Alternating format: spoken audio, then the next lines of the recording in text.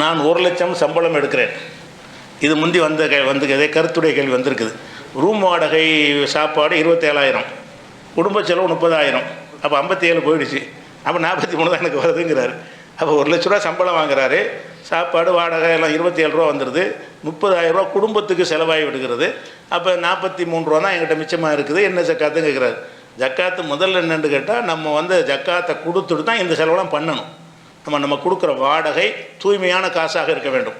நம்ம சாப்பிட்ற சாப்பாடு தூய்மைப்படுத்தப்பட்டனா ஜக்காத்து கொடுக்கப்பட்ட தூய்மைப்படுத்தப்பட்ட காசாக இருக்க வேண்டும்.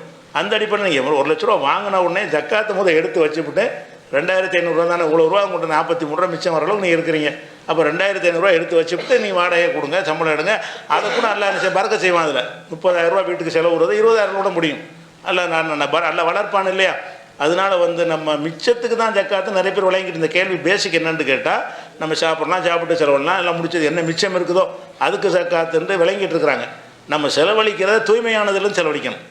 நமக்கு சாப்பிட்ற சாப்பாடும் தூய்மையாக இருக்கணும், நம்ம மனைவி மக்களுக்கு கொடுக்குற சாப்பாடும் தூய்மையானதாக இருக்கணும். தூய்மையாக எப்போ ஆகும்னு கேட்டால் ஜக்காத்து கொடுத்தா தான் ஆகும்.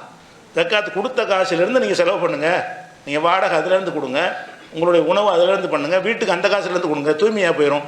அதனால் என்ன செய்யணும், 1,00,000 வாங்கினாருன்னா 1,00,000 கொடுத்துட வேண்டியதான். செலவுலாம் கவனிக்க தேவையே கிடையாது. அது ஒரு விஷயம்.